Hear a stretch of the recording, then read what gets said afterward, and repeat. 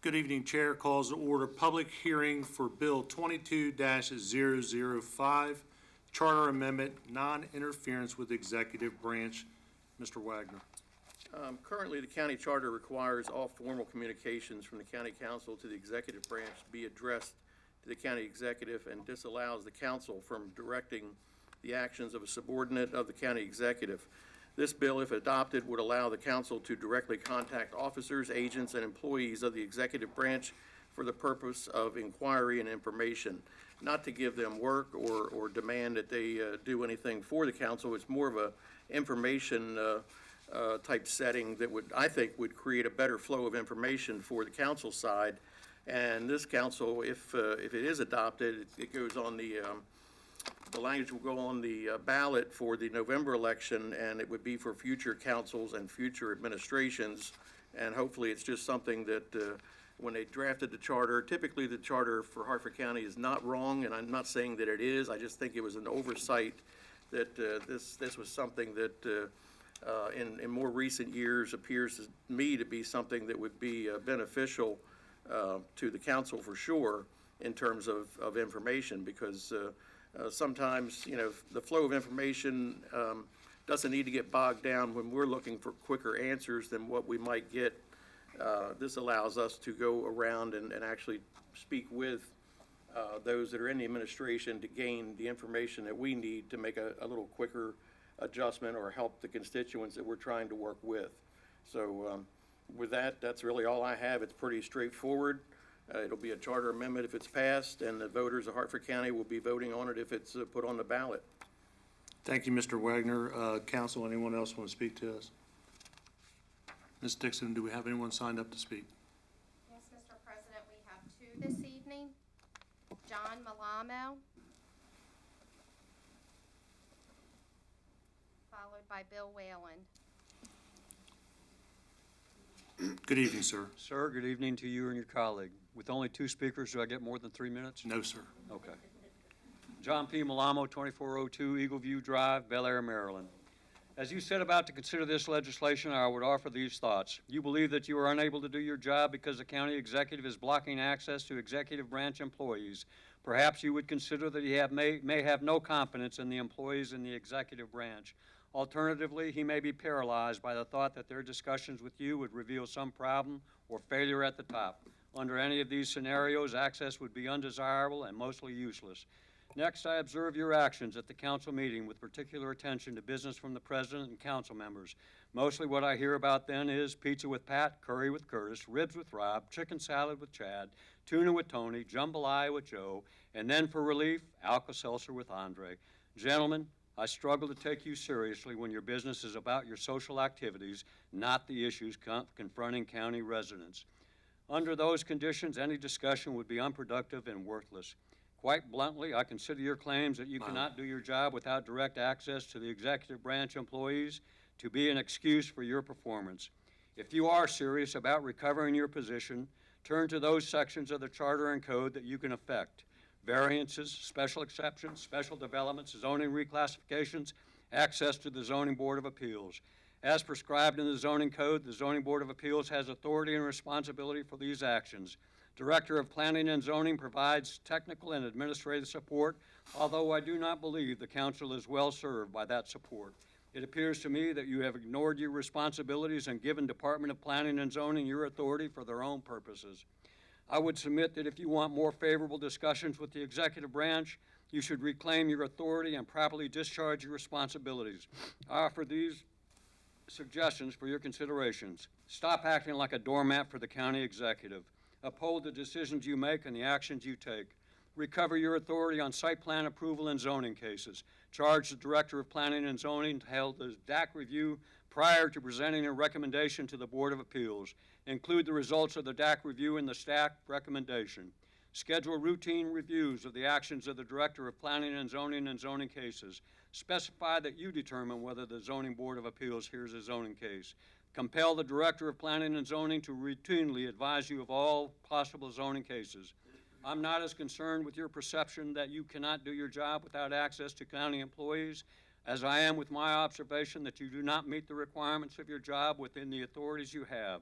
Please Do not ask me to restore your positions when you ignore your responsibilities and give your authority away. Please withdraw this bill, take charge of those areas within your authorities, and do your job. Thank you.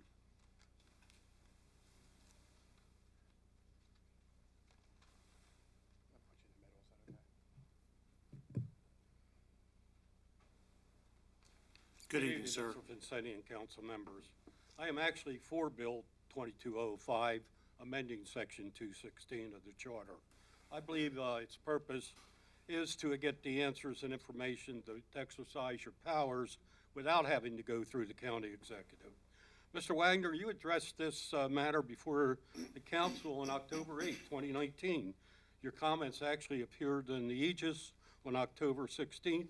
That was 2.5 years ago. Your comments were all good and they were presented in a constructive manner. I don't have time to read that, but I want to repeat a few of them in connection with this amendment. One, previous councils have allowed the power of the council and purpose to slip away from their control. Agree. Council needs to make changes in rules to provide for more citizen-friendly government. Agree. Sections 216 and 3 of the Charter implore a working relationship by executive and legislative branches to cooperate and work together. I agree. There are too many blockades and policies that are counterproductive. Agree. Council needs to have full access to any county employee to obtain an answer opinion. Agree. Council members need to be allowed to vote without prejudice and retaliation for the executive branch. You stated, we're all elected the same to serve body of citizens. Agree. So, obviously, there were working relationship problems between the council and the branch in 2019, and still are 3 years later, else there'd be no need for this bill. So if this bill achieves the needed cooperation and communication between the council and the executive branch, it is worthwhile. However, in the event the administration refuses to cooperate or provide the information requested, what is your remedy or recourse for the council? Will you have to go to the circuit court to enforce action? I hope not. Frankly, if this bill was effective under the current administration and county executive, I believe it'd be just as ignored as they currently are ignoring their own rules and laws to the detriment of citizens and only to the benefit of developers or owners. I'll have more to say about that at the legislative session. Hopefully, since this bill comes under a new administration and a new elected county executive, such as Senator Robert Castley, will achieve that goal. Thank you. There are no more speakers, Mr. President. Thank you, Ms. Dixon. With no other speakers, this will conclude the public hearing for Bill 22-005, and we will be considering it at a future meeting. We're going to take about a 2-minute recess. Good evening. Chair calls to order legislative session day 22-013. Council, it's our pleasure this evening to welcome members from Troop 265 in Jarrettsville. Gentlemen, if you would please come forward. I would ask all of us to please stand for the pledge, followed by this opening prayer this evening by Councilmember Buell.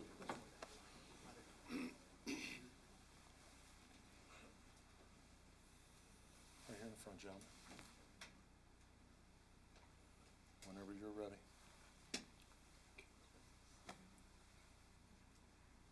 I pledge allegiance to the flag of the United States of America and to the republic for which it stands, one nation, under God, indivisible, with liberty and justice for all. Thank you, gentlemen.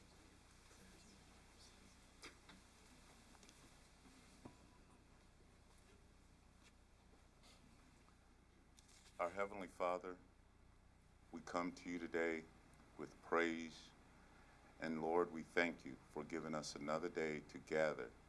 And Lord, we ask for wisdom, Lord, in this meeting, that you might bless all in attendance, Lord. And Lord, that all we do, the decisions that we make, bring honor and glory to you, Lord.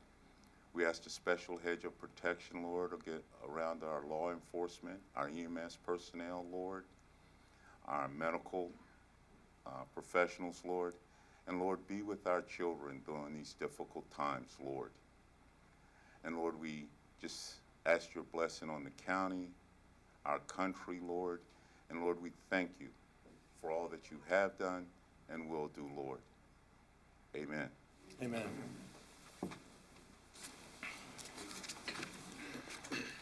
Thank you, Councilman Beulah. Agenda item number 4, presentation of proclamations. On February 8th, 2022, we approved the nomination of Gladden Kurtz as a Harford Living Treasure. Mr. Kurtz was not available to join us, but he's here tonight to accept his proclamation. Mr. Schroeds, if you would step forward. Mr. Kurtz, if you could come forward with your family members, please. Gentlemen, Say when. right ahead. Whereas Gladden Kurtz received the Harford County Cultural Arts Board recommendation to the Harford County Council for recognition as a Harford Living Treasure. And whereas a lifelong member of the community, Mr. Kurtz is the 5th generation co-owner of the E.G. Kurtz and Son Funeral Home with his brother. He has been president, director, and treasurer of the Jarrettsville Cemetery Company. And whereas Gladden has been a Jarrettsville Volunteer Fire Company member for 56 years. He served as a line officer, including chief and a director, financial secretary, and treasurer on the board of directors. He has also been a delegate to the Harford Cecil Firemen's Association for many years. Now therefore, we, the County Council of Harford County, Maryland, on this 19th day of April 2022, do hereby salute Gladden Kurtz, a Harford Living Treasure, and be it further known that his lifetime experience and contributions to the Harford County community will provide a permanent record which will recall the past, inform the present, and guide the future of Harford County, and his memories and history will be recorded by the Harford County Public Library oral historian and will become a part of the oral history collection of the library.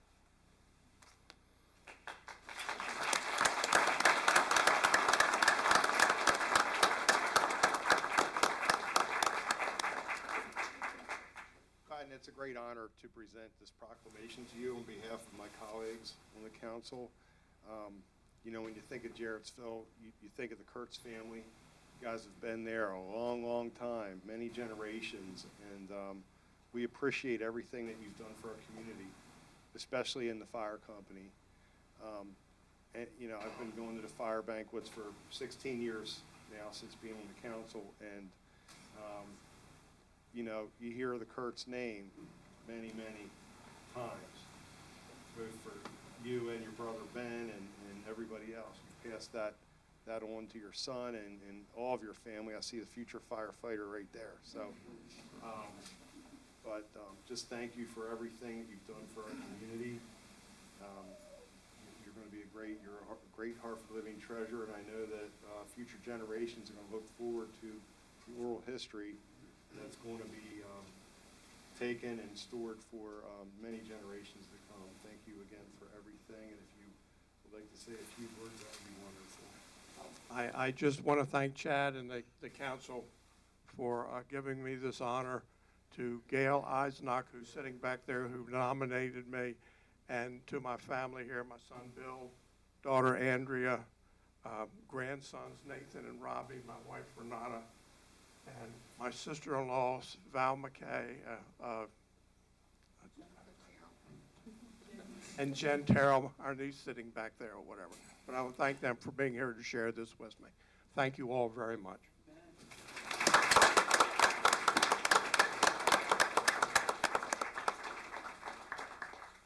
If possible, can I have everyone in the front row come this way just a little bit? That's good. Thank you.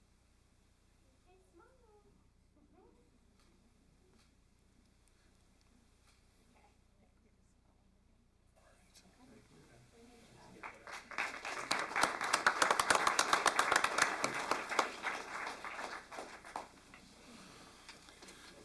Yeah, absolutely. Also tonight, 2022 Fair Housing Month, or we're recognizing Fair Housing Month. And if I could, I'd like to have Ms. Adkins, President of the Harford County Realtors Association, Dave Stromberg, if you're here, sir, Chairman of the Equal Opportunity Commission, Len Parrish, Director of Community and Economic Development, please come forward.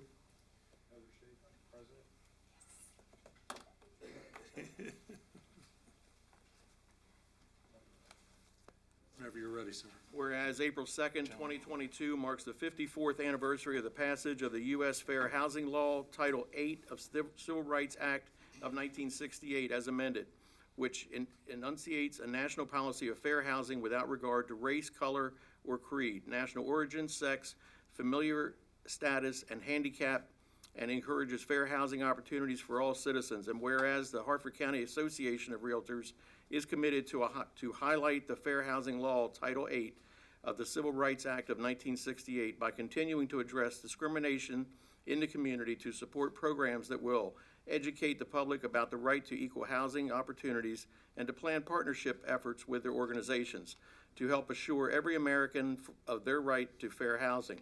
Now therefore, we, the County Council of Harford County, Maryland, on this 19th day of April 2022, do hereby proclaim Fair Housing Month, April 2022, which begins a year-long commemoration of the U.S. Fair Housing Law in Harford County, and urges all citizens to wholeheartedly recognize this celebration throughout the year.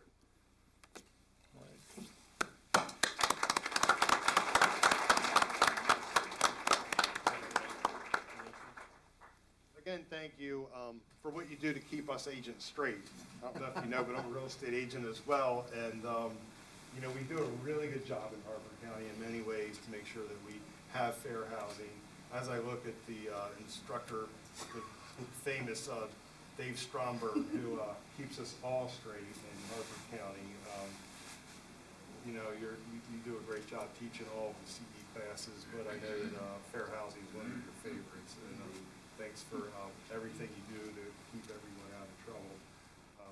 And if you have anything to add, Heather, Dave? I'm actually going to pass it right over to Mr. Stromberg, because he's the one who headed up our Fair Housing Contest this year, and he's our chair of our Equal Housing Opportunity Committee. Thank you, and thank you, County Council, for recognizing us as well. So you've heard that April is Fair Housing Month, and there are several protected classes at the federal, state, and local levels. Maryland and Harford County has those as well. Our 1,400 members want to make sure that fair housing is a pillar of our service to the community and to all our customers and clients as well. With that, we every year have a fair housing poster contest. I'd like to recognize our top 3 winners this particular year in 2022. The theme is Fair Housing Opens Doors. So I'd like to call them up front, and their names are as follows. Evie Slutsky, she's our first place winner.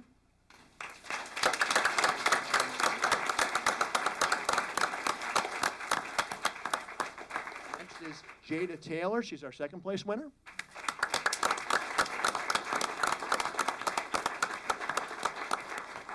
And lastly, Lily Hannon, our third place winner.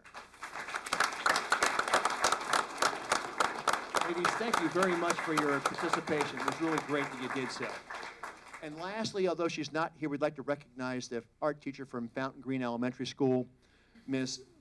Luz Maria Vignola, was instrumental in making sure that we had participation in our contest this year. We couldn't have done it without her. So a round of applause. She's not here, but you wouldn't mind recognizing her. So lastly, on behalf of the Harford County Association of Realtors, I'd like to thank the council, Chad, you in particular, and you as an audience for recognizing the good work that these young ladies did. Thank you very much.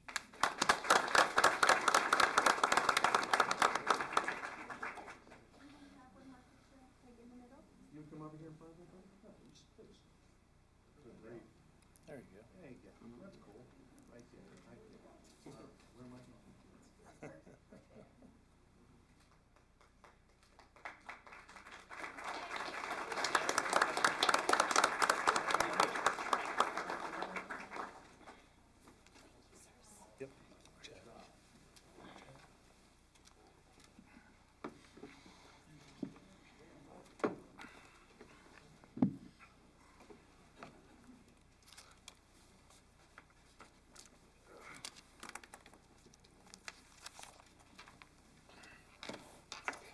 Agenda item number 5, consideration of petitions, applications, appointments, and nominations. There are none this evening. Agenda number 6, special presentations, Mako Annual Update. Council, it's my pleasure to welcome Ms. Laura Price, Mako President, and also Talbot County Council member, and Michael Sanderson, MACO's Executive Director. Good evening. Thank you for coming to Harford County. Absolutely. Thank you for having us. I am Laura Price. I am the current president of the Maryland Association of Counties and a Talbot County Council member. But I also want to mention that I was a former resident of Harford County back in the late 1990s, and I am showing my age with that one. We are really lucky to have this leader next to me, Michael Sanderson, because he is the one who gets it all done and leads this incredible organization. And it's just a real honor to be able to serve this year with him and learning how to get things done in a very nonpartisan way. Something that I know I say to the Legislative Committee when we meet every Wednesday, or for most Wednesdays during the session, the General Assembly session, is to really recognize how this legislation affects our counties and not necessarily how our personal beliefs are. And that's a very difficult thing to do, and it is probably one of the number one things that I'm going to take away, because I've been in office for 12 years. This is my last year. Take away from this is learning how to really get things done, and I wish that maybe the federal government and the state government sometimes did it the way we do it, because it's an incredible example, and he's just over there giggling. So we're really grateful for the opportunity to be with you tonight. We're going to provide you with updates from the General Assembly, which is just 1 week since good old sine die. We had some opportunity to shake some hands and get some work done behind the scenes as things opened up in the last 6 weeks before session. Probably about 2,700 bills this year. MACO analyzed a third of them, 900 of them, and it is fast and furious the way it comes to the staff, and I know I'm eternally grateful for all the work that they get done, and then our legislative committee, and Joe, thank you for serving on that. Every Wednesday morning for the first 8 weeks or so, going through all these bills that the staff has gone through and giving our input, because we know how it affects the counties. And one thing about tonight is I would like to set an example of having this be more of a dialogue rather than just us giving a presentation. So think about the things that we can do differently from MACO. So after we give this update, we definitely want to hear from you, what we did good, what we can improve upon, and keep the dialogue going, because it's not just the legislative committee member. We want to make sure that we involve all of the county council members throughout the year.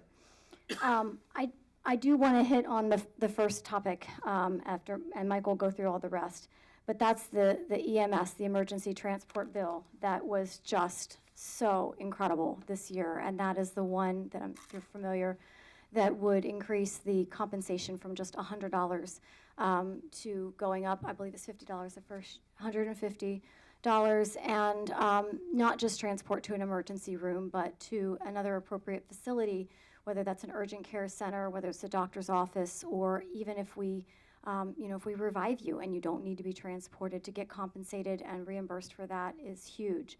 And I'll tell you that on the initiatives committee, where we start with maybe 50 different possibilities, and we have to whittle it down to no more than 4, this one almost didn't make the list. We were down to 5, and I remember Michael saying, oh, this is going to be a tough one to pass, and, the cybersecurity, and we should do that. And, the only one who's going to carry the water on the EMS is us, because we know with our volunteers in the firefighter and the emergency services that this was something that we needed to carry the water on. And we want to thank Harford County for all of your support, and Senator Gallion for sponsoring this legislation, and we got it done.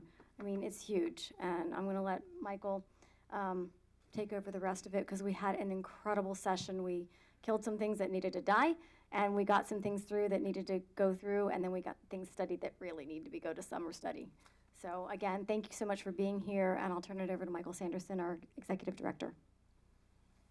Thank you very much, Mr. President and council members. A pleasure to be before you tonight. We've distributed a packet of information. I have no intention to go through that in a whole lot of detail. I want to be respectful of your time and your guests and agenda for the evening, but I'll try and sort of skip through a handful of things that I think are worth mention, and if that provokes more questions or comments from you all, either tonight or afterward, I agree with Councilmember Price that this is best when it's a two-way dialogue. So I'll mention a few things. We're literally just a week after the wrap-up of the General Assembly session in Annapolis.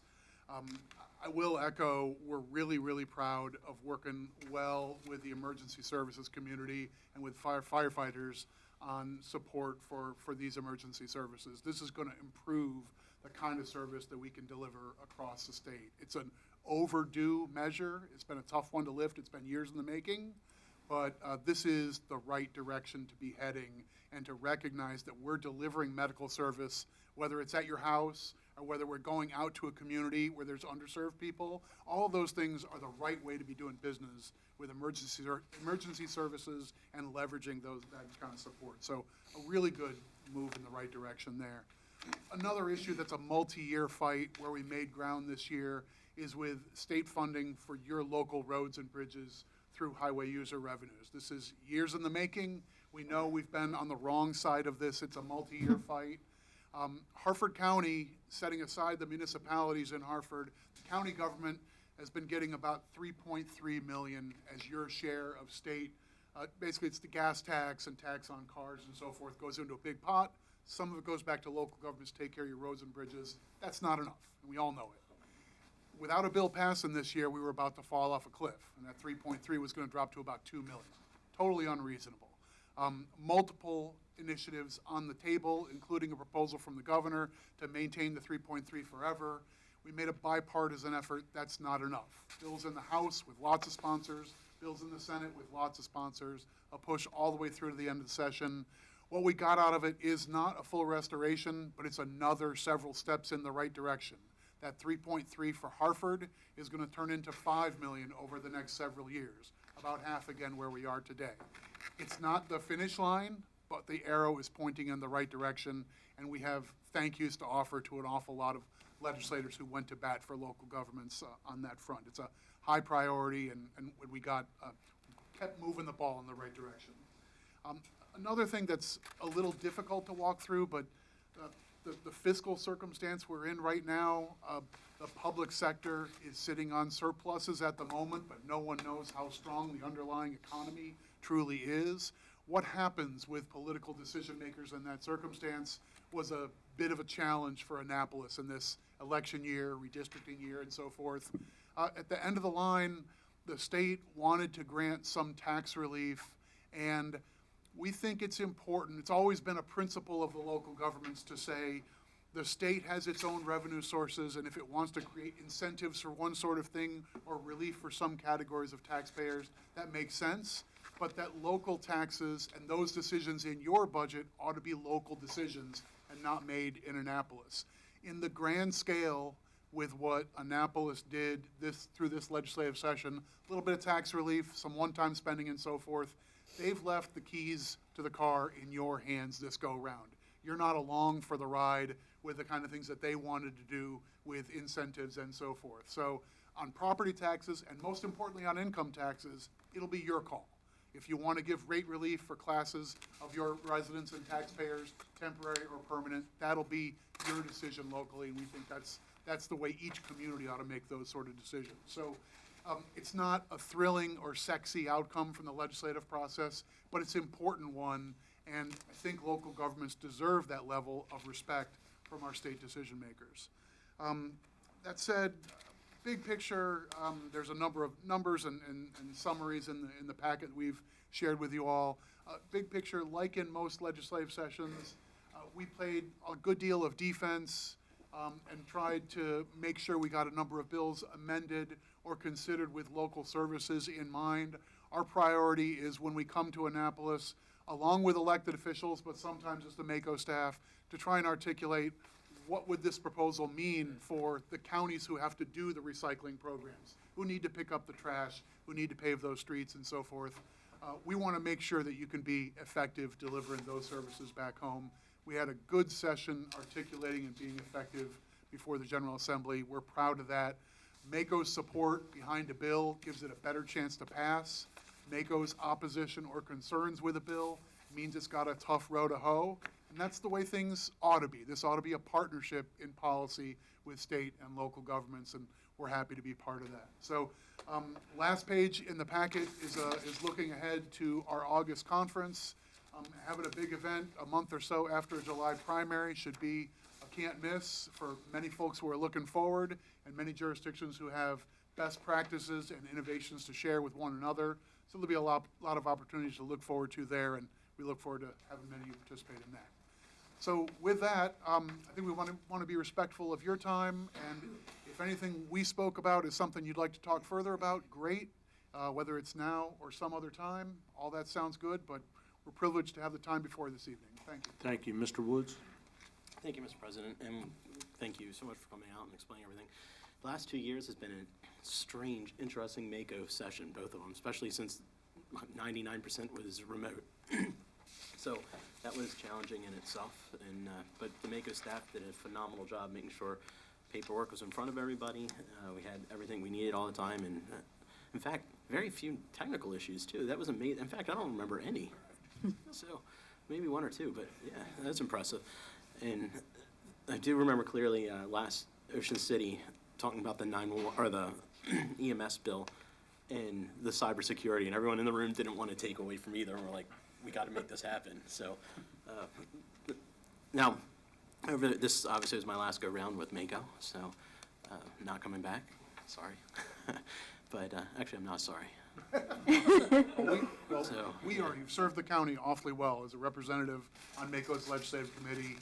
I just, sorry to interrupt you, but a great deal of Mako's credibility in Annapolis comes from the fact that it's elected officials who serve on our legislative committee and guide our policy.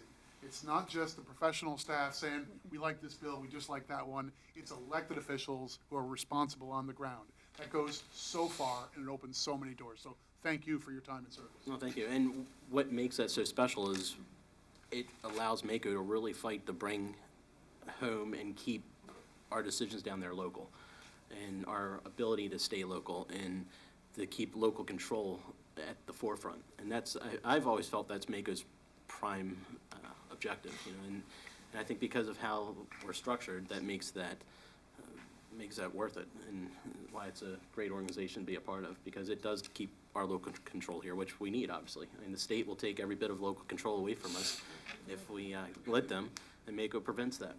So thank you for you and your staff. As president, thank you. And congratulations on not going back either. Thank you. Thank you, Mr. Woods. Anyone else? Mr. Schroeds? Yes, thanks for coming out tonight. I appreciate it, and I appreciate everything that Mako does for all the counties.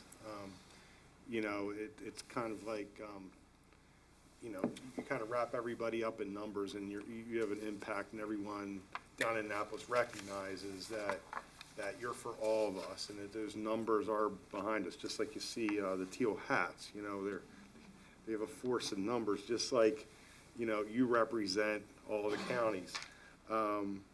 And it is refreshing to see that we're getting back on track with the higher user revenues. I see that it's, you know, it's 3.2 today % that counties will get, and then SB Senate Bill 726 will take that to 4.8 in FY 26 and 27. But what I wanted to do is kind of put that in perspective. So, you know, right now we're at $3.3 million that we're getting from the state to take care of our roads. And you said it's going to go up to $5 million. Is that next year? Was that right? It'll be by 26, so it'll be a 3-year. So that is that. Yeah. So that's that percentage, that FY 26. So to put it in perspective, I think we were around $15 million back in 2009-10. Yes. Before, you know, none of the folks up here were with me at that point in time, but I remember that. Yep. And it takes a lot for our locals to keep up the roads when we're, right now, that's only about 20% that we were getting back in 2009-10.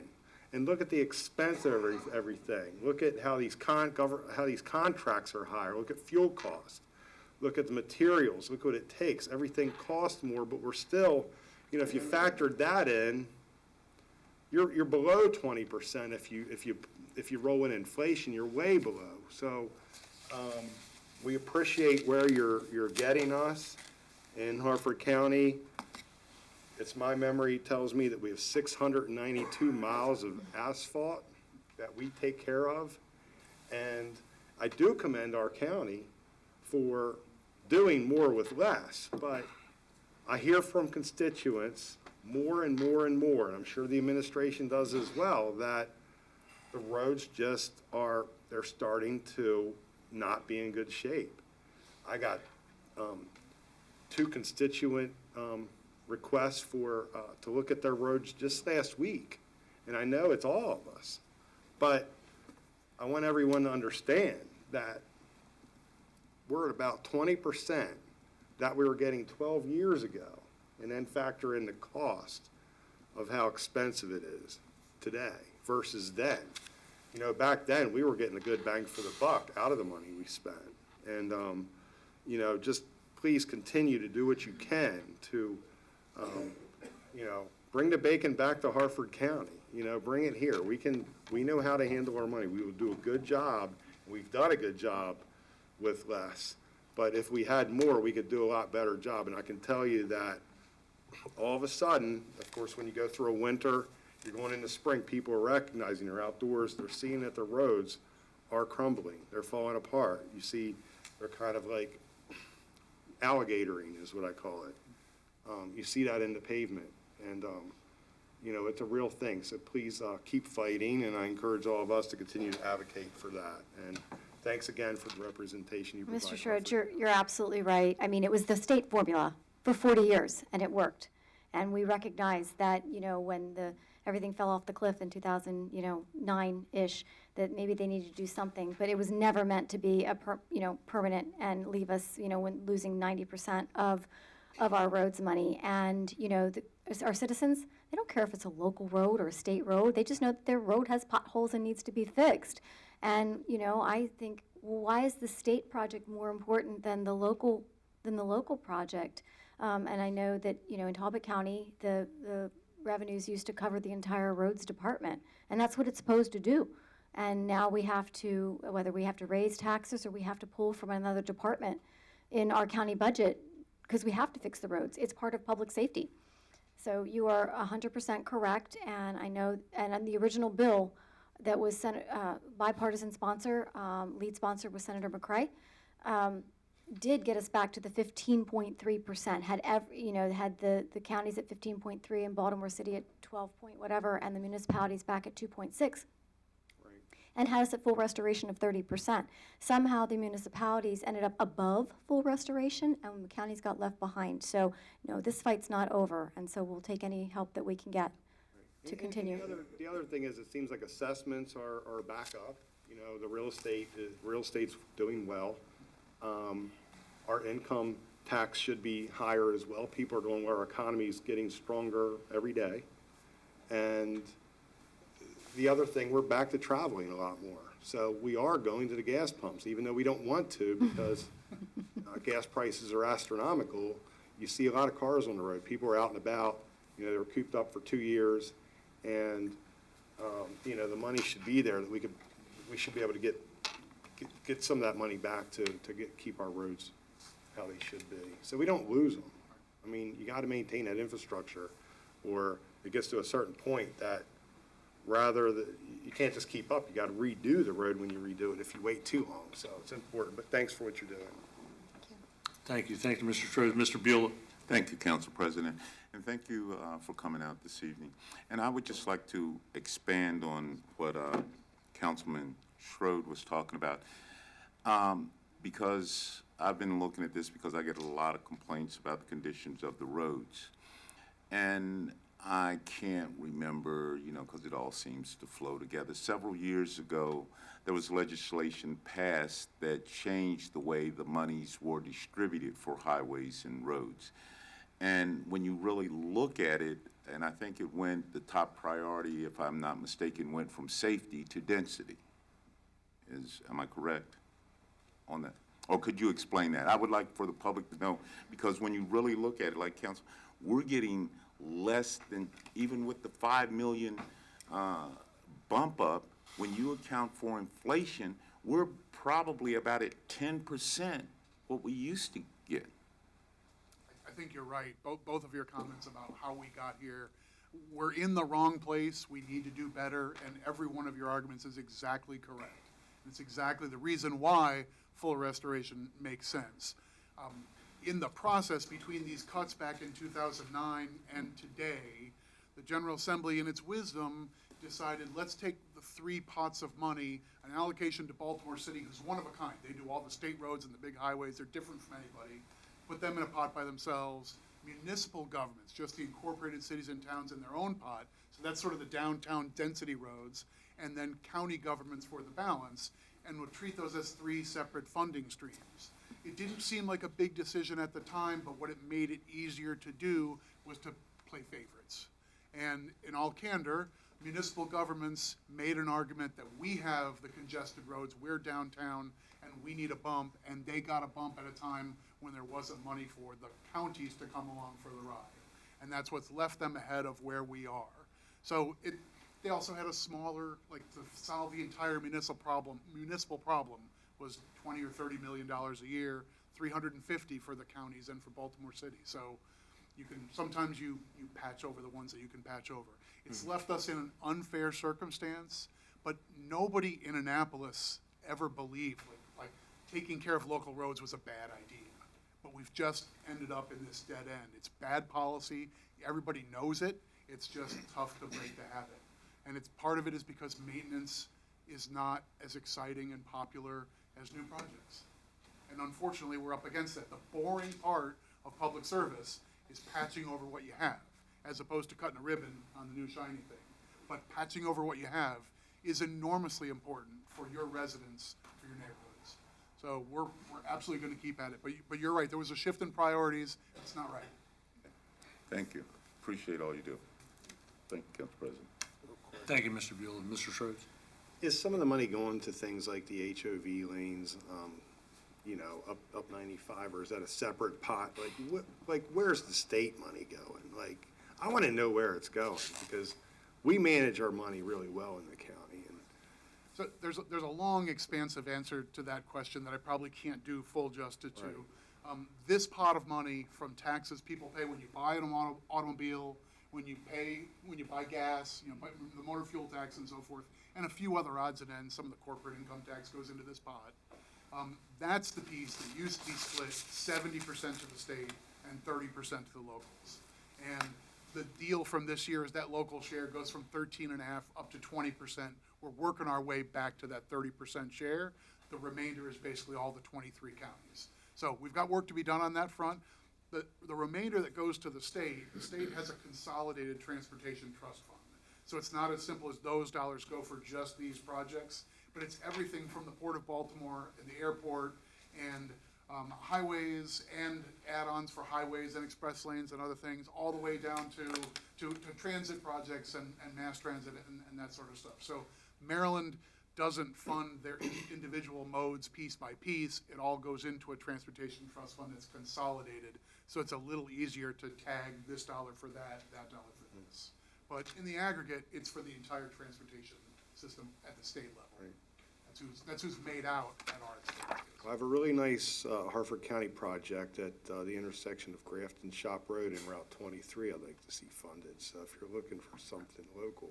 Well, and you all Not a do ribbon. they do their CTP tour where all of the different departments come around with either Jim Ports or Sean Powell or I think it was Greg before, Slater before that. And you all put together your priorities. I know we just did our priority list last week in Talbot County. And, you have this list of projects that you want funded that are the state roads in your county, but then, of course, they have all the other things that Mr. Sanderson We're in mentioned. competition with Baltimore County in our district here, and we never, Ostego Street and Havity Grace, we never get ours funded. Right. Oh, I know that we did ours last week, and the same projects have been on the list for the 11 years that I've been there. They don't. Even the state money we can't Correct. get. So Correct. we can't get the local money, we can't get the state money. It is frustrating. I'm sorry, frustrated. This is my last time too, so. Thank you, Mr. Schroeder. Mr. Jandrodena? Thank you, Laura. Thank Mike for coming up. Appreciate it. And welcome back to Bel Air. So, Thank you. constant Constant friendship has grown since I left here. buildup. Yes. Yeah, so it has grown. Question, based on a lot of that stuff also, how do we collect money from people that are coming out of state that are going through our tolls if there's no more toll booths? And how much are we losing, are we collecting from people from their license plate and we send a bill, and if we don't collect, what do we do? I'm gonna tap bottom on my knowledge in this area, but I will pledge to follow up back with you. I know the state has made some calculations on this. What happens is, once you go to automated toll collection, you cut down on overhead costs. So the net proposition of bringing in even less than 100% of tolls versus the, paying for all the various people and so forth that require, when you're actually stopping people for tickets and all that sort of stuff, tends to be a net positive calculation. Is it true that some folks from Connecticut probably drive through, we take a picture of their license plate, we don't know where to send it? That's probably true. We probably have some leakage. I think the transportation authority that makes those judgments, there's a board that works through those sorts of things. They made a judgment that it was in Maryland's best interest to do that. I think we're right side up on that transaction, but I will look into the reports on that and follow up with the full council. Thanks. Thank you. Thank you, Councilman. Laura, you were very passionate speaking about the emergency services funding. Does that new funding then go directly to our volunteer companies? Not necessarily to the volunteer companies, but the ambulances that are mostly paid, I think, around the state are EMTs, paramedics, and 911 center and all of that. So as the ambulance reimbursement was only $100, but only if you transported to an actual emergency department. Right. And other than that, it wasn't recognized. So what this changes is the Medicaid, Medicare, where if someone had insurance, you could bill their insurance, and we should if they have insurance. But because it was only recognized as transport to an emergency department, where this is also going to help us is now that it's recognized to transport elsewhere or to treat in home, and even the, getting ahead of the game and being proactive. We call them our frequent flyers, people that call 911 all the time. Now the insurance companies will be able to recognize that and we'll be able to bill them. So it's not just a state expense to pay us more for that, to the 100 to 150, but also it gives us more opportunities to bill our insurance companies, right? Yeah, but I would say it's important that this is a process where individuals are not being billed. No one's getting a bill to your home and someone's shaking you down saying you have to pay $100. This is going to Medicaid, to Medicare, and private insurance companies who cover these services. Maryland sets the standard, what counts as medical care, and with this year's bill, we're just recognizing what we're already doing. We're serving you in the home, we're taking you to urgent care, or we're coming to a community that needs help. And in all those cases, we're delivering medical care just as if you were in a doctor's office, so check the boxes and reimburse appropriately through the insurance. Right. Sure. We're not just Uber. We are actually, this is really recognizing the true medical professionals that our EMTs and paramedics are, and I know how much we all appreciate. Mr. Schertz. So I see the great thing is that you mentioned the frequent fire. So what that's going to do is going to free up true emergencies. They can go elsewhere to get their services. So when we all have a true emergency, we have a spot to go to, because before, I think they were making that phone call so they could get the free ride to be seen at the hospital. Now they can go other places and people that are really hurt. A law that was as incomplete as Maryland's has been for probably the last 10 years or so, with the kind of service that we really need to be providing, when you can only reimburse for a tiny fraction of those services, you've got the wrong incentives for where to spend your time. Right. So reimburse everything the fair way, and now everybody can do their job appropriately, and it's just going to support the services that we need to be delivering. It's a move in the right direction. Right. Okay. Council, anyone else? Again, thank you for coming tonight. We appreciate it very much. Appreciate all the work you do on behalf of all the local jurisdictions across the state. We really appreciate the dialogue this evening, and I hope you have a great rest of the meeting. Thank you. Thank you all. Agenda item number 7, approval of minutes, public hearing April 12th, 2022. Legislative Day 20-012, April 12, 22. Are there any corrections to the minutes? There being no corrections, the minutes stand approved. Mr. Wagner, please read Resolution 01622 and 01722 into the record for introduction. Resolution number 016-22, introduced by Council President Vincenti at the request of the County Executive. A resolution to levy and impose a property tax upon all persons for real and personal property in Harford County, Maryland, both within and without the city of Havre de Grace and the city of Aberdeen, and the incorporated town of Bel Air in the county. That is subject to ordinary taxation in accordance with Article 15 of the Declaration of Rights of the Maryland Constitution, the tax property article, Senate Bill 626, Chapter 8 of the 2000 General Assembly, and the local government article of the Annotated Code of Maryland, and Chapter 123, Article 1, Sections 123-15, 123-16, and 123-27 of the Harford County Code as amended, for the purpose of meeting all of the estimated county expenses for the taxable year beginning on the first day of July 2022 and ending on the 30th day of June 2023, and to fix the rate of county taxation for such taxable property and year. Public hearing will be held Wednesday, May 4th and Wednesday, May 11th at 7 p.m. in these council chambers. That will be done with the budget ordinance.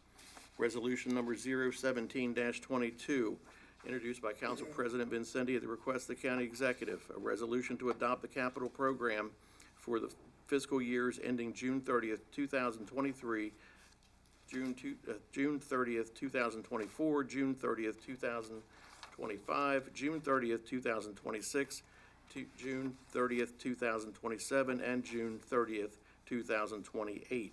Public hearing held Wednesday, May 4th and Wednesday, May 11th at 7 p.m. in these council chambers. Thank you, Mr. Wagner. Please read in Bills 22-007 through 22-010 in the record for introduction, please.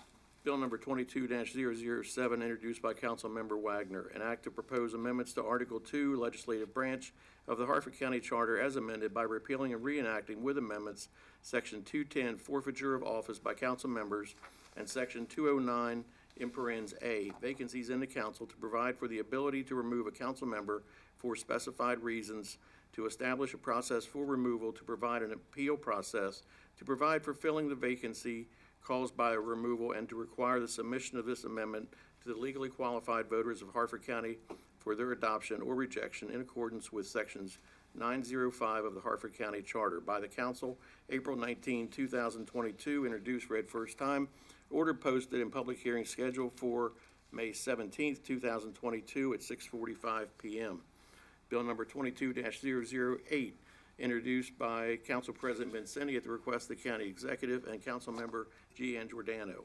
An act to add the definition of entertainment and event center to Section 267-4, definitions of Article 1, general provisions to add to new Section A, in parens 13, entertainment and event center, to Section 267-88, specific standards of Article 9, special exceptions, and to repeal and reenact with amendments the permitted use chart, amusements, all of Part 1, standards of Chapter 267, zoning of the Harford County Code as amended, to provide for a definition of entertainment and event center, and allow these uses as special exceptions in the B2, B3, LI, CI, GI, and MO zoning districts, and to set forth the eligibility requirements and development standards and generally relating to zoning by the council, April 19, 2022.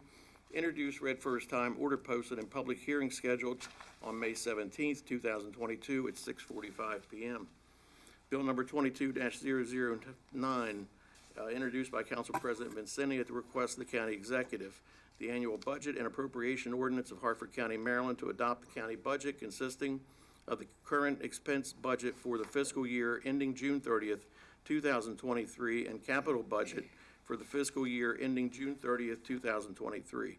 The special purpose budgets for the fiscal year ending June 30th, 2023, and the grants budget for the fiscal year ending June 30th, 2023, and to appropriate funds for all expenditures for the fiscal year beginning July 1, 2022, and ending June 30th, 2023, as herein indicated by the council, April 19th, 2022, introduced, read first time, ordered, posted, and public hearing scheduled on May 4th, 2022 at 7 p.m.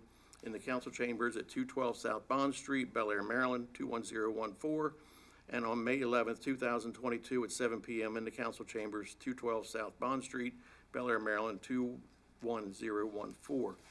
Bill number 22-010, introduced by Council President Vincenti at the request of the County Executive, an emergency act to repeal the Harford County Pay Plan and Classification Plan, Harford County Ordinance number 21-007, and to enact a new Harford County Pay Plan and Classification Plan to stand in lieu of the ordinance repealed, to provide pay plan for county employees, all in accordance with Section 603 of the Charter, and to provide that this act shall not be codified in the Harford County Code. By the council, introduced, read first time, order posted, public hearing scheduled on May 17th, 2022 at 6:45 p.m. Thank you, Councilman Wagner. Agenda item number 10, introduction and consideration of amendments. Amendment 7 to Bill 22-003, Perryman Peninsula Moratorium. May I have a motion? Council President, Mr. Beulah. I motion to approve Amendment 7 to Bill 22003. May I have a second? Second. Thank you, Mr. Giangiordano. It's moved in a second to approve Amendment 7 to Bill 22-003. Are there any comments? Ms. Dixon? Mr. President? Aye. Mr. Johnson? Aye. Mr. Wood? Aye. Mr. Giangiordano? Aye. Mr. Schroeder? Aye. Mr. Wagner? Mr. Beulah? Aye. There being 7 votes in the affirmative, 0 in the negative, Amendment 7 to Bill 22-003 is hereby approved. Amendments 8 through 15 to Bill 22-003, Perryman Peninsula Moratorium. May I have a motion? Move the adoption of amendment number 8, 9, 10, 11, 12, 13, 14, and 15. Thank you, Mr. Wagner. May I have a second? Second. Thank you, Mr. Beulah. It's moved and seconded to approve amendments 8 through 15 to Bill 22-003. Are there any comments? Council President, Mr. Johnson? for Amendment 13. Yes. I will be voting no on that amendment. Which is your prerogative. And I will speak to 13 as I'm the one that put it in. As you all know, just like yourselves, coming here and speaking to us, we've had many, many phone calls, many, many emails from all across the county. And the one thing that we sincerely believe is that every property owner has rights. And we thought it was not right to stand in front of any property owner that wanted to move through the application process, whether, just for whatever reason. So I suggested to put 13 in. Any other comments? If I may, Mr. President, it appears as if Councilmember Johnson is asking for 13 to be divided and voted Oh, on okay. individually, and then the rest of them go together as one vote. Okay. Okay. So noted. So it'd be 8 through 12 and 14 through 15.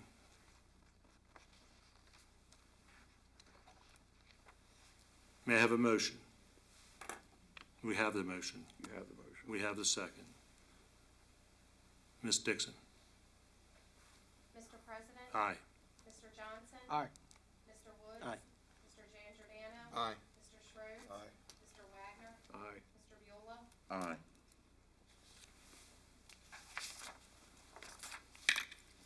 Can I make a motion to move 13 by itself? You can't. Well, May have someone here? No, they've all been moved and seconded. Councilmember Johnson only asked for it to have a separate vote. Yes. All right. So, I mean, it's appropriate for you to call for a separate vote now. All right, so we'll do that. May I have a motion to approve? Or we already did that? Already did that. Ms. Dixon, call for the vote then. wait. For 13, Yes, correct? ma'am. Yes, Amendment ma'am. 13. Yes, ma'am. Mr. President? Aye. Mr. Johnson? No. Mr. Woods? Aye. Mr. Giangiordano? Aye. Mr. Schroeder? Aye. Mr. Wagner? Aye. Mr. Beulah? Aye. Thank you. There being 6 votes in the affirmative and 1 in the negative, Amendment 13 to Bill 22-003 is hereby approved. Mr. Wagner, please read Amendment 16 to Bill 22003 into the record for introduction. Amendment number 16 to Bill 22-003 on page 3 in line 16, strike during the period of the moratorium and substitute following the date this bill becomes law. Thank you. And due to the timing of this amendment, we will act on it this evening. So may I have a motion, please? So moved. Thank you, Mr. Wagner. A second? Second. Thank you, Mr. Johnson. It's been moved and second to approve Amendment 16 to Bill 22-003. Are there any comments? Mr. Buell? Yes, thank you, Council President. Amendment 16 allows for the council to form the committee after the bill becomes law instead of when it becomes effective 60 days later. That's all Amendment 16 does. Anyone else? Ms. Dixon? Mr. President? Aye. Mr. Johnson? Aye. Mr. Woods? Aye. Mr. Giangiordano? Aye. Mr. Schroeds? Aye. Mr. Wagner? Aye. Mr. Buell? Aye. There being 7 votes in the affirmative, 0 in the negative, Amendment 16 to Bill 22-003 is hereby approved. Agenda item 11, call for final reading of bills. Bill 22-003, Perryman Peninsula Moratorium, as amended. May I have a motion? Council President? Mr. Buell? Yes. I move to approve Bill 22003, Perryman Peninsula Moratorium as amended. Thank you. May I have a second? Second. Thank you, Mr. Johnson. It's moved and seconded to approve Bill 22-003. Are there any comments? As amended. No comments? Ms. Dixon? Mr. President? Pass. Mr. Johnson? Aye. Mr. Woods? Aye. Mr. Giangiordano? Aye. Mr. Schroeds? Aye. Mr. Wagner? I'm going to explain my vote first.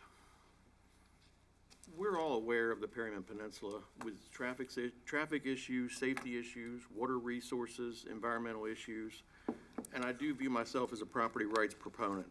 But I respect the property rights of both the commercial ventures, the property owners, and the area homeowners.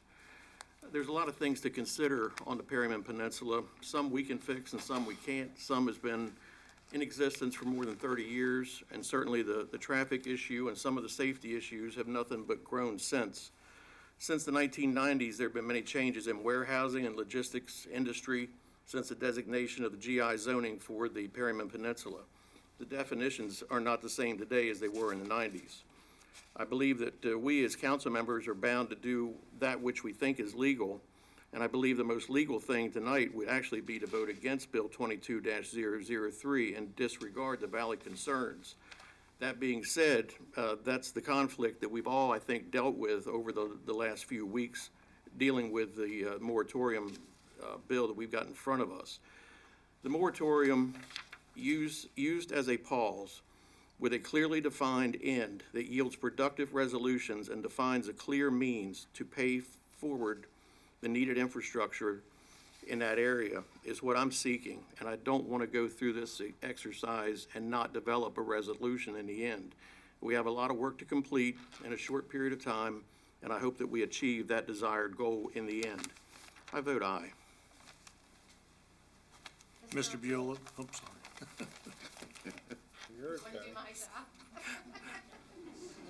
Yes. Mr. Buell? Thank you, Councilman Wagner. Well said. Aye. Mr. President? Aye. There being 7 votes in the affirmative and 0 in the negative, Bill 22-003 as amended is hereby approved. Bill 22-004, Appropriation Special Pays. Is there a motion? Mr. Wagner?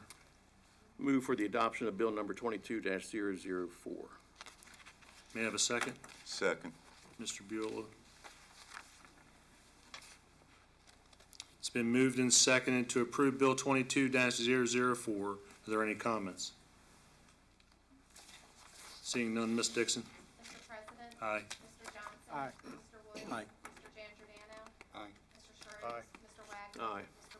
Beulah? Aye. There being 7 votes in the affirmative, 0 in the negative, Bill 22-004 is hereby approved. Agenda item number 12, enrollment of bills. Bill 22-003 and Bill 22-004 are certified as being the text final passed. And 22-003 was as amended. I'm sorry, as amended. I keep forgetting that. 13, unfinished business, there is none. 14, new council business, council request for outside counsel, Mr. Wagner. I would move that the council retain the law firm Rifkin, Weiner, Livingston LLC to provide a legal analysis of an issue which relates to legislation. Thank you. May I have a second? Second. Thank you, Mr. Giangiordano. It's moved and seconded to approve the request for outside counsel. Any comments?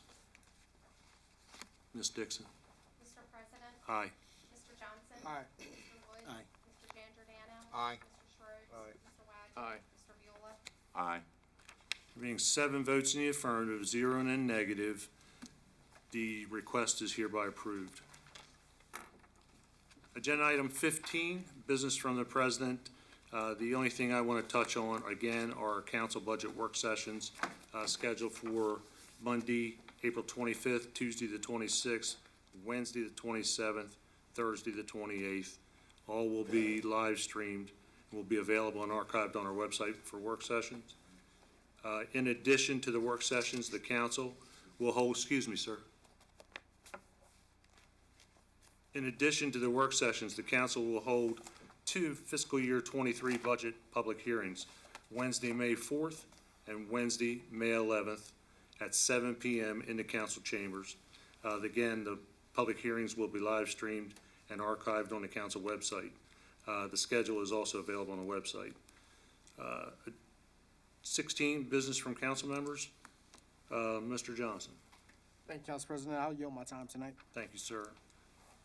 Mr. Woods? Thank you, Mr. President. Council, the EMS, excuse me, the EMS billing discussion that was talked about with Mako tonight, that was really was a huge win for us. There's many times, in fact, since I've been home, I think I've been on 7 or 8 ambulance calls with Foster, and out of those, we might have transported 3.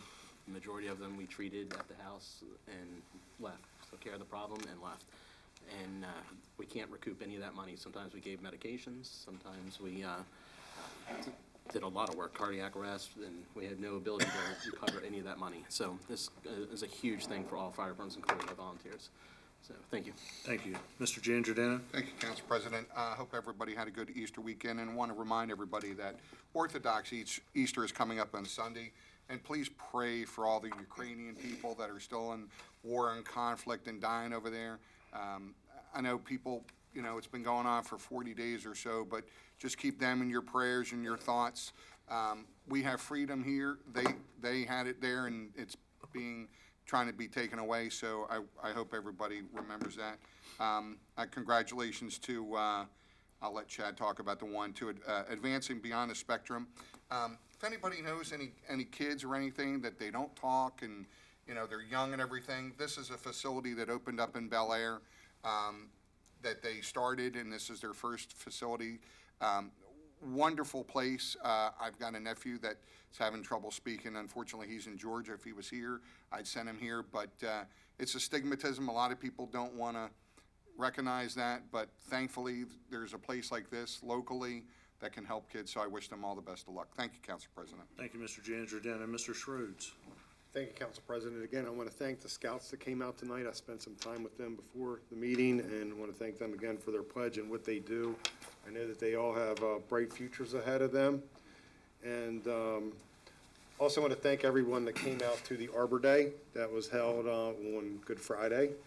We had a great turnout. We planted about 250 trees, and it went really well.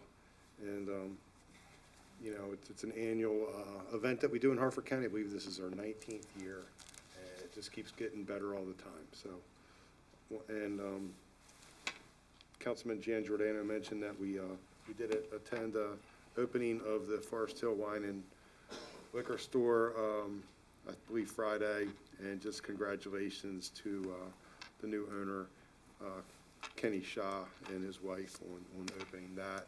Also, the cow crossing of Fawnview Farm up in Powellsville. My friends Greg and Mary Stewart, congratulations to them, and also to the Bel Air Auto Auction celebrating their 75th year. That's all I have tonight. Thank you. Thank you, Mr. Schroes. Mr. Wagner? I'm good this evening. Thank you, sir. Mr. Beulah? Thank you, Council President. Just a couple of things. I'd like to extend my congratulations to Bel Air Auto Auction on 75 years of service to the community and all the people that they employ. Jean and I would also like to express our sincere condolences and extend our prayers to Peter Quackenbush and his family on the loss of his wife, Amy Quackenbush, who passed away this past weekend suddenly. Peter is the EMS chief of the Havre Grace Ambulance Corps. So our condolences go out to him. And after 7 years of resisting, over 7 years actually, I finally decided to get a county phone. Now I have to carry 2 phones, which I totally dislike, but it is what it is. So for all those of you who are interested, my new phone number, I'll post it on my website somewhere, right up. 1-800. Yeah. 443-417-4639. Again, that's 443-417-4639. And if you don't get an immediate answer like you did on the old numbers, well, I might not have it with me. That's all, Council President. Thank you, Mr. Beulah. And I think that's Chad's number you gave out. I get a lot of calls on Yeah, these. no. I gave up mine when the BlackBerry went out of service, so. Agenda item number 17, comments and input from attending citizens. Ms. Dixon, do we have anyone signed up? We have 16 this evening, Mr. President. Thank you. As I had tried to express to everyone during your public comments tonight, there will be no mention of any action items tonight, nothing related to the bill, nothing related to the amendments, and I know in the past I was a little lenient in that, but not tonight. Call your first speaker. Josh Kozel, followed by Nancy Post.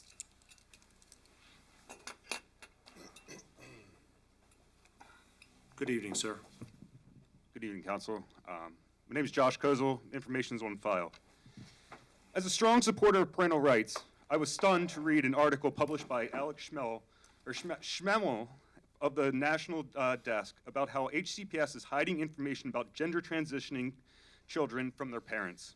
He writes, in a presentation for Harford County teachers on LGBT instruction, which was obtained through a Maryland Public Information Act request, the district played out several scenarios for teachers regarding the disclosure of such information to parents.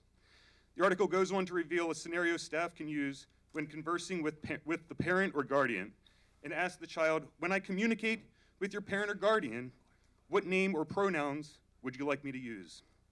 Deceiving parents and instructing staff to keep information about something as critical as a student's new name and gender identity preference hidden is an action of direct violation of legally guaranteed parental rights. Did you know numerous lawsuits have been filed across the country over school policies that violate constitutionally recognized parental rights by allowing students to change their name and gender without parental consent? These states include Wisconsin, Florida, Massachusetts, and yes, Maryland, with a suit to be heard in federal court filed by 2 families in Montgomery County. Parents are just now starting to understand why they are getting mail, college admission information, calls from the nurse, teachers, or other staff for a child by a name other than their child's name or gender. And HCPS should expect that lawsuits will be filed against the district too. Parents not only have the U.S. Constitution and Maryland Constitution on their side, they have the protections of Federal Education Rights and Privacy Act as well.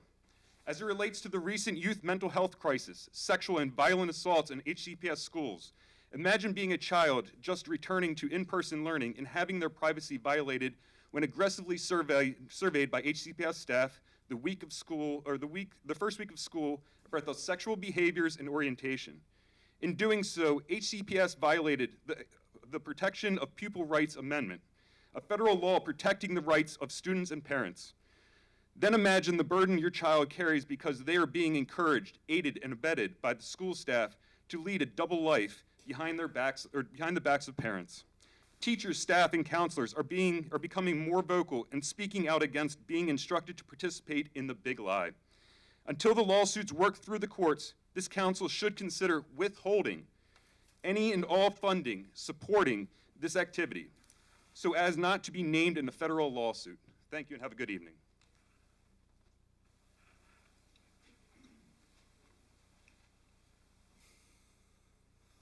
Good evening, ma'am.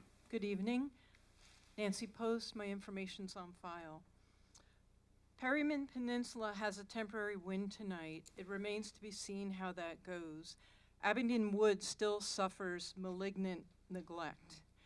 Some of us just celebrated Easter or Passover, a time of reflection and hope.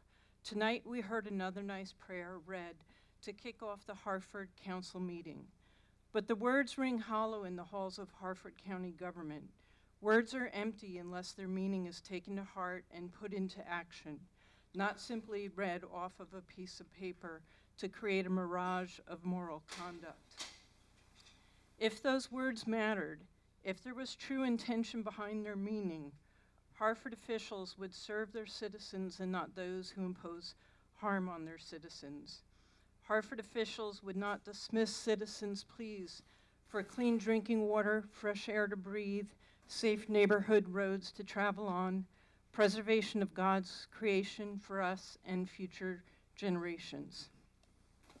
Harford officials wouldn't let developers do their own traffic, environmental, and other studies, like letting a 6-year-old write the shopping list for a trip to the candy store.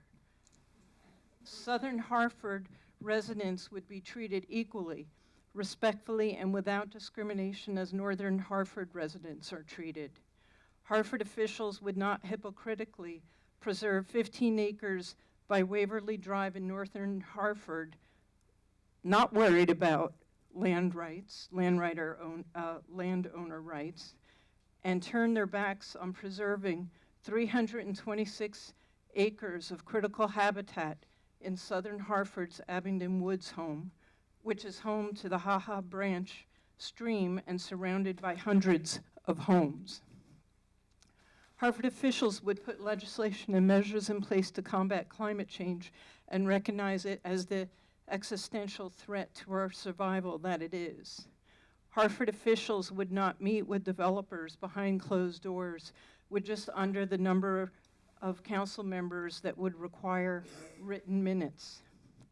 Power, greed, ego, and self-preservation would not be prioritized above all else. Harford officials would do unto others as you would have them do unto you. Our actions are the visible display of our values, our character, our hearts, our integrity. Gentlemen, we invite you to work with us and not against us. We are concerned citizens who have the greater good as our goal. We want peace, not war. But we will do what it takes to defend the precious few natural acres remaining in our communities and for justice. We laid out our concerns in wordings regarding Abingdon Woods since 2019. You can trample over them or take heed. Let's work together for the benefit of Harford citizens and not in support of those who destroy our land forever. In this moment, you have a choice. Where there Ma'am, is please bring your will, comments to a close. where there is will, there is a way. Let's Ma'am, your live time as is if up. we mean what we pray. Thank you, ma'am. Justin Pickering, followed by Kayla Mayer Scanish.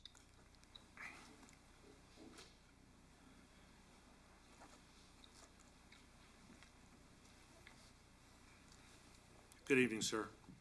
Good evening, Justin Pickering. My address is also on file. Tonight, I would just like to read a poem.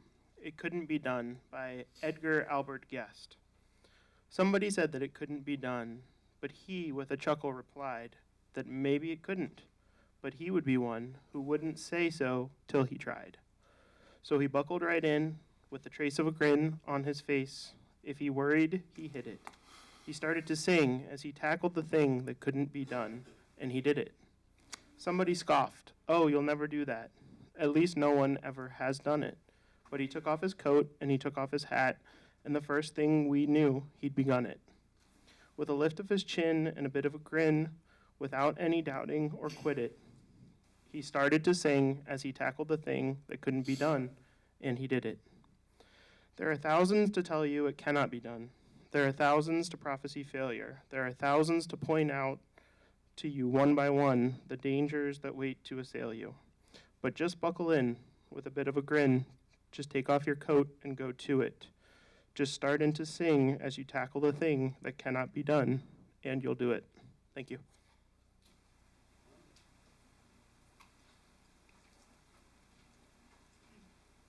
Thank you.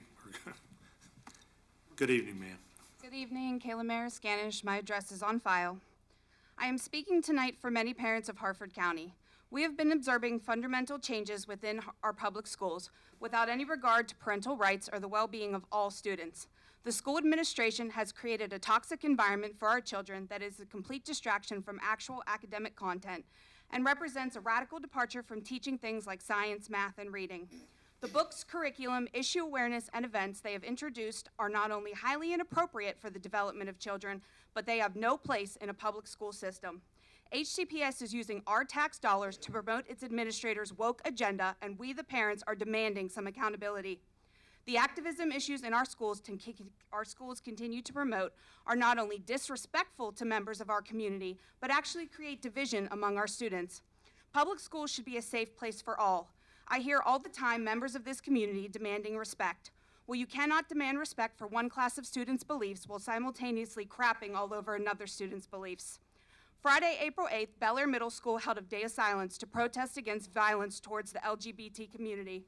Rainbow masks were handed out, and some chose not to speak for the day. There were also teachers who chose to participate in this by not speaking. They simply wrote silence across the board and expected no speaking in the classroom.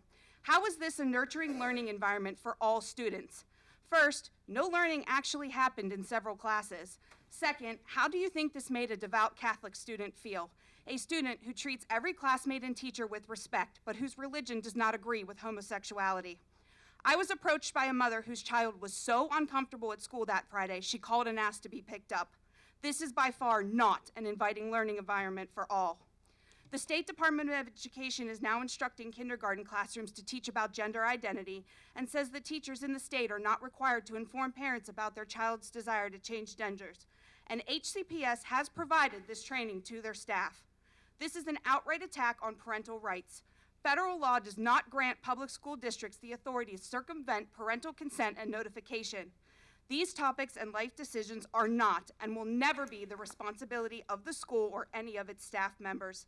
It is the job of the parents to make all determinations regarding our children's mental, physical, and emotional well-being. This is a bipartisan issue. It spans across every racial background, every socio-economical class, and political affiliation. This is a mission to protect the dignity and innocence of childhood and to demand accountability from our out-of-control school board. I implore you to hold the BOE accountable, demand these things be removed from our public schools, make a stand with the parents of this community, and help to restore our schools to an environment that fosters respect for all children and their families, and focuses on providing our children with an actual quality education. Thank you. Thank you, ma'am. Emma Peller, followed by Joy Clark.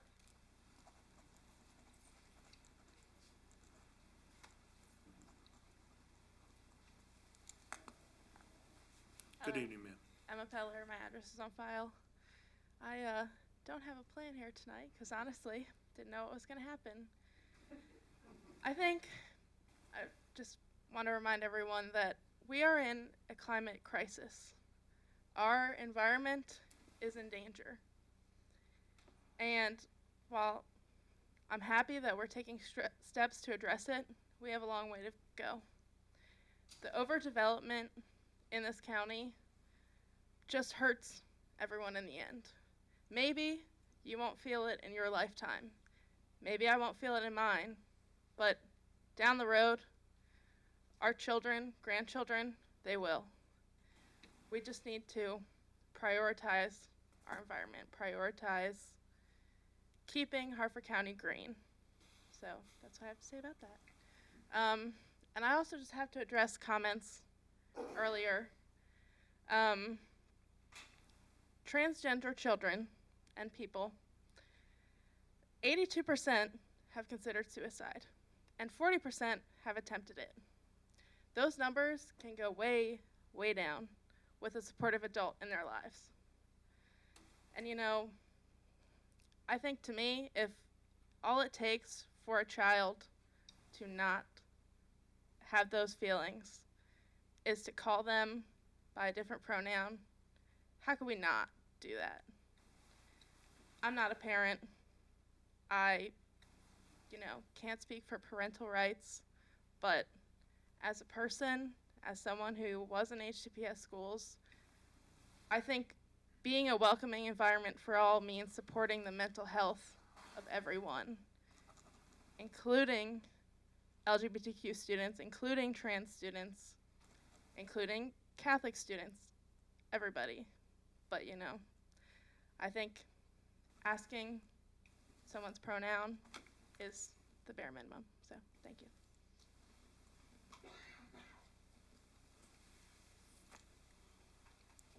Good evening, ma'am. Hi, good evening, President and the other council members. It's Joy Mariah Clark, 418 Chrisfield Drive. I'm not on file. I'm here today because I am a 911 dispatcher with Harford County. It is my 20th year in that position. I'm here on the behalf of all of the 911 dispatchers here. There's about 113 of us. We have a bill passed finally because you guys all brought 911 Saves Act to the board, and then that went forward to Senate Bill 284. So we have finally, with your help, become classified as protective services. We were clerical, and now we are protective services.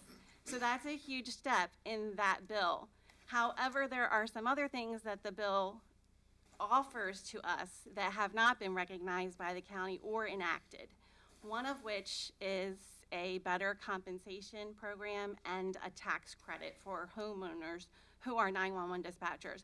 This is a really small group of people overall in the, Harford County government employees.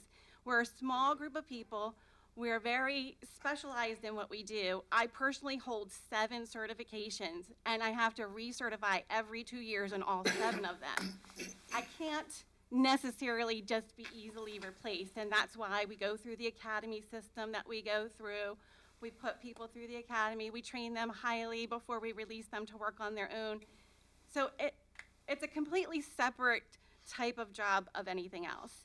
On any given day, I'm on the phone with people giving CPR instructions. I am comforting a mother who has found her child dead while I wait for the police to get there or EMS to get there. Any given day is different. All kinds of things happen. So our current retirement is your age plus your years of service have to equal 90. Many of our dispatchers will work more than 30 years, some up to 36 years before they're eligible for retirement.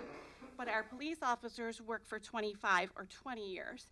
So that's really not fair to us, considering the emotional stress that we go through with our work, but it's not being addressed, even though it's written in the bill now, that there should be a better compensation retirement package for us and a tax credit. So I went to Human Resources thinking, well, I'll argue this with our union negotiations this year, but the Law Department and Human Resources both sent me to you. They said that they do not have the authority to make those changes and that I would have to go to the county council to ask for that. But then I spoke with Mr. Woods, who so kindly informed me that you cannot make those appropriations either. So now I will be going up the chain of the executive branch, probably. However, I just wanted to ask you if you would continue to review Senate Bill 284, and when that comes across your desk again with us asking for things, to please, I'm appealing to you to please look at that carefully and approve it if that's something that you feel is right. That's all. Thank you. Thank you. Paul Falacci, followed by Janine LaCour.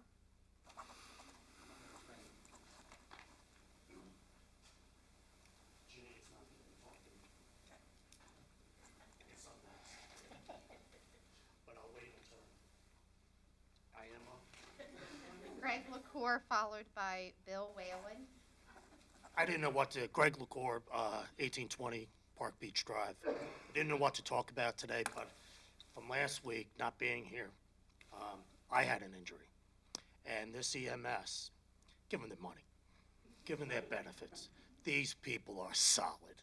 And I'll tell you what, they got on the phone with my wife and handled it beautifully. When she even got off the next day, she just complimented 911 on the professional way that they handled me. Now, as far as my friend, Greg Pisano, I asked him to get me up off the steps, you know, that I was laying down on. He couldn't do a darn thing. So these EMS come in, 3 of them, and I just asked, can I get any worse? And the woman said, no way. And she just picked my butt up, and I'm okay today. But honestly, consider them. These are the things that go behind the scenes. And the EMS is part of our life. We've talked about it over the last 5 months. Give them what they need, please. I'll go for that. There's a shout out that I want to give to Councilman Schroed's, the Jarrettsville Elementary. Everybody, not everybody, but people might know that I run a food ministry here at Bel Air United Methodist Church. Jarrettsville Elementary School, what a group. These kids care about the community. They care about everyone as we do here. They collected over 500 boxes of cereal. And how they presented it to us was that they had a Domino's with 500 boxes of cereal going down the aisle. It was tremendous. It's on our Facebook page at Bel Air United Methodist Church, the food ministry. Get a smile. These are our future. These kids, they need to be applauded, just as we recognize others. But I'm going to stop in a minute and a half and just say thank you, Jarrettsville Elementary and EMS. Thank you. Thank you, sir.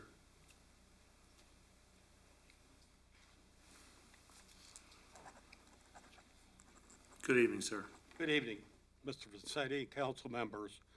My name is Bill Whalen, and my address is on file. Tonight, I want to talk about the irresponsiveness, ignorance, and unlawful activity of the county executive and his administration. It involves a final determination of the Board of Appeals in zoning case 5922. It's a matter of public record. The hearing examiner whom the council employs ruled, among other things, 1, unpermitted uses were being conducted at 5 homes on Ogden Court. 2, Director of Planning and Zoning made an error in his determination that the homes were being used as single-family homes. 3, the actual use requires a special exception by code. The owner's attorney did not appeal that decision before you folks and became final on April 20th, 2021. A request for enforcement action was made in May 2021. P&Z responded no action would be taken. Law Department was given on direction, as well as the county executive. The administration refused to meet with the citizens or the representative for the Office of People's Counsel who are under council's jurisdiction. October 1, the Office of People's Counsel wrote a complaint letter to Planning and Zoning. In this letter, a request for enforcement of the zoning code and compliance with the decision of the hearing examiner was made. Additionally, a request was made to start to impose fines unless the owner attained a special exception for use of the homes. Zoning section 267-9L states any person, firm, or corporation who fails to comply with requirements or conditions imposed by the Board of Appeals are guilty of a misdemeanor and upon conviction can be fined for noncompliance. 1 year has passed since the Board of Appeals decision was final. There's no evidence to show enforcement action. Requests have been made numerous times to the executive branch, completely ignored. This is shameful, morally wrong, and against the law. Mr. Vincenti and council members, you are the Board of Appeals. The administration ignoring your decision. Your representative for People's Counsel and the citizens. This lack of action by the administration is a direct violation of the zoning code, and most importantly, it denies the legal rights of citizens under due process of law. You may not have these enforcement powers, but you have the authority and the responsibility to investigate this matter pursuant to the Charter, Section 215 and 302. Section 215, investigation by the council, is more explicit than 302. Let me state it. The council may make or cause to be made investigations into the affairs of the county and the conduct of any county agency. For this purpose, the council may subpoena witnesses, administer oaths, take testimony, require the production of evidence. Mr. Vincetti, I will be contacting you and Mr. G, my representative, by email tomorrow for the purpose of scheduling a sit-down meeting to request council investigation in accordance with the charter I've read. At that time, I'll be happy to provide you with any additional information you desire or needed for the investigation. Please, please, do not ignore me as administration has. Thank you. Thank you, sir. Send that information to council attorney. I have a copy for Mr. Lee Maddox, followed by Ron Stuczynski.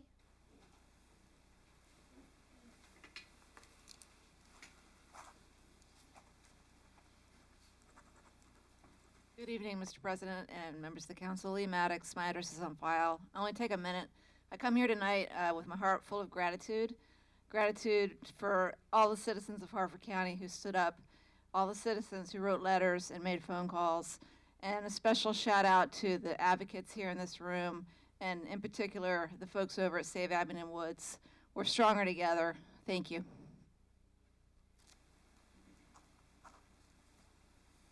Good evening, council. I'll be short as well. Ron Stuczynski, 319 Marina Avenue, a proud resident of Perryman Peninsula. I just want to thank you guys for listening to us over the last 5 months. Our fight's just begun. I mean, this is our first step. Hopefully we can work with everyone and deliver positive results for all. Last but not least, I agree with the EMS talk that we had earlier. Mr. Vincetti, I think you know firsthand that your daughter, thank God, responded to my fiance's call, or I probably would have went off our 4th floor at some point. But I do appreciate everything they do. And I just want to close with something that Justin Pickering actually read, I think at maybe our very first council meeting. Never doubt that a small group of thoughtful, committed citizens can change the world. Indeed, it's the only thing that ever has. Thank you. Holly McComas, followed by Greg Pisano. Good evening, ma'am. Good evening. Thank you, President Vincenti, council members. Just a couple of things. EMS is, as many of us know, they're out there, but until you need them, until you need that person on the other end of the phone, you don't realize it. So whatever can be done to help them, it would be wonderful. We also support Abingdon Woods. The health of our environment is something that we cannot get back. So we want to make sure that we look at facts and not what people tend to put out there arbitrarily. Our infrastructure needs to support what we have before we move forward with additional building and adding more to something that's not adequate as it is. If it sounds too good to be true, it probably is. I will yield the rest of my time to you. Thank you, ma'am. Sir. Thank you, sir. Lynn Gillis, followed by Stacy Stone.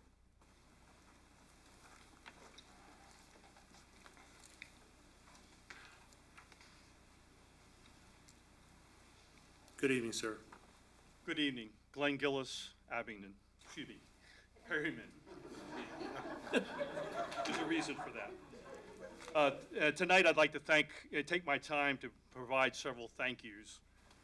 First, thank you to my outstanding community for their dedication, their passion, their wisdom, their stewardship, and finally, their grace. I'd also like to thank our partners in this effort, our Facebook friends, the council speakers, the citizens who have stepped up, and most significantly, the Save Abingdon Woods Coalition. We are with you. Finally, thank you for the process that allows us to freely voice our concerns and protect our rights. Good evening. Thank you, sir.